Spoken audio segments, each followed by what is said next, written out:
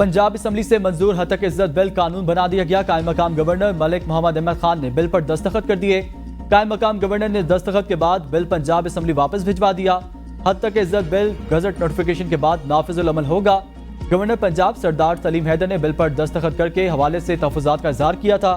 Governor Punjab की बैरून मुल्क रवानगी के बाद कायम मकाम गवर्नर ने बिल पर दस्तखत किए। मौजूदा निज़ाम चलाने के अलावा कोई चारा नहीं। नवाज शरीफ का मरी में पार्टी के सेनेटर्स के इजलास से खिताब। कहा, जमहूरी निज़ाम को कोई खतरा नहीं, अगर निज़ाम को ना चलने दिया गया तो मुल्क को नुकसान हो सकता है। मुल्क दुरुस्त सिम में गामजन है। माशी सूरत में बेहतरी आ रही है, महंगाई में कमी आ रही है।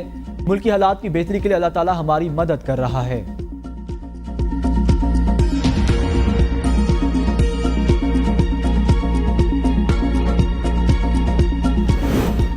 कौमी इक़्तिसादी कौंसिल तश्कील वज़ीर आज़म सरबराही करेंगे। चारों वज़राए आला अरकान सदर मुमलिकत ने आर्टिकल 156 के तहत कौंसिल तश्कील दी। नोटिफिकेशन के मुताबिक इसहाक डार, ख्वाजा आसिफ, वज़ीर ख़जाना मोहम्मद औरंगज़ेब और एहसन इकबाल भी मेंबर होंगे। कौमी इक़्तिसादी कौंसिल का पहला इजलास बजट के फौरी बाद मुतवक्के।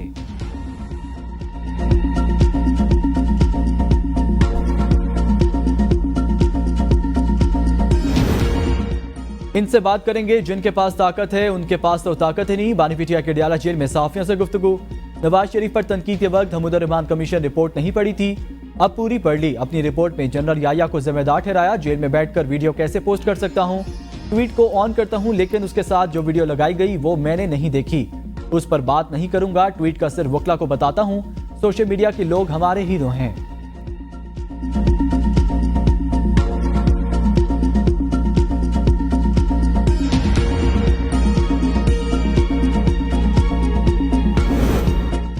चूं और शिकायत नहीं करता, मुझे डेथ सेल वाली चक्की में रखा गया। मेरे पास एक्सरसाइज मशीन के सिवा कोई सहूलत नहीं। रूम कूलर सारी चक्कियों में लगे हैं। मेरे सेल में वॉशरूम नहीं, नहाने के लिए दूसरे कमरे में जाता हूं।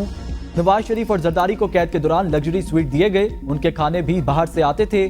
मर्जी की मुलाकातें करते थे। मुझे आधा घंटा वकला के साथ, 20 मिनट फैमिली के साथ मुलाकात की इजाजत है। बानी पीटीआई को जेल में सहूलियात पर वफाकी हुकूमत ने दस्तावेजात सुप्रीम कोर्ट में जमा कराए।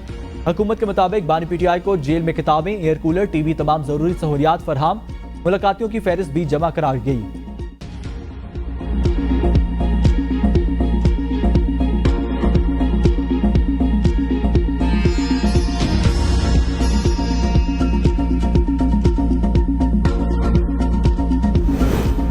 बानी पीटीआई को जेल में फरहाम की जाने वाली सहूलियात का मामला। पीपल्स पार्टी के सेक्रेटरी जनरल नैयर हुसैन बुखारी का वज़ीर आला पंजाब मरीम नवाज से नोटिस लेने का मुतालबा।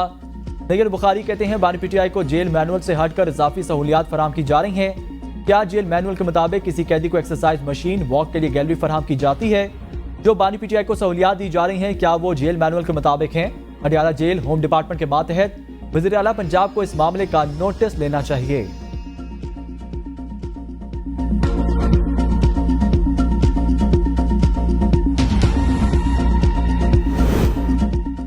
वज़ीर आज़म शहबाज शरीफ की चीनी सदर शी जिनपिंग से मुलाकात के दौरान वफूद की सतह पर बातचीत। मुलाकात में army chief general Syed Asim Munir मौजूद थे। वज़ीर आज़म ने कहा, चीन के काम की रफ्तार और ओहद की पासदारी से बेहद मुतासिर हैं। चीन की तरक्की पर हर पाकिस्तानी को फख्र। चीन अजीम और काबिल एतमाद भाई। चीनी सदर शी जिनपिंग ने कहा, पाकिस्तान चीन अच्छे दोस्त, हमसाए और भाई हैं। चीन हमेशा पाकिस्तान के साथ काम करने के लिए तैयार, दो तरफा ताल्लुकात के फ़रोग और खित्ते के इस्तेहकाम के लिए साथ खड़े हैं। वज़ीर आज़म शहबाज शरीफ के एजाज़ में चीन के वज़ीर आज़म ली चियोंग का पुरतकल्लुफ़ ज़राना। चीनी वज़ीर आज़म ने पाक चीन दोस्ती को बेमिसाल करार दे दिया।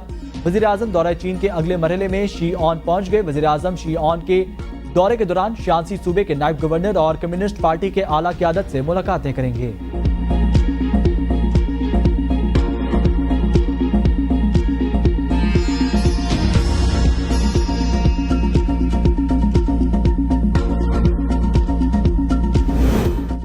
लाहौर में दर्ज 9 मई के मुकदमात की शाह महमूद कुरैशी से तीसरी मरतबा तफ्तीश 3.5 घंटे जारी रही। शाह महमूद कुरैशी का पॉलीग्राफिक, वॉइस मैचिंग और फोटो आइडेंटिफिकेशन टेस्ट तफ्तीश के दौरान साबिक वज़ीर ख़ारजा ने पुलिस टीम से मुकम्मल ताउन किया। तमाम सवालात के जवाब दिए।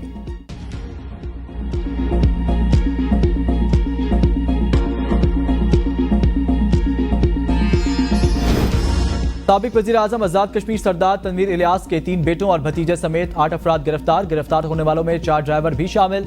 5 गाड़ियां भी पुलिस ने कब्जे में ले ली। सरदार तनवीर इलियास के बेटों पर संगीन नताइज की धमकियां देने का मुकदमा दर्ज था। कार्रवाई मारगिला पुलिस ने की। अस्सलाम वालेकुम, एबीएन न्यूज के साथ मैं हूं तुराब नकवी। हेडलाइंस आपने जानी। मजीद खबरों से बाखबर रहने के लिए देखते रहिए एबीएन न्यूज।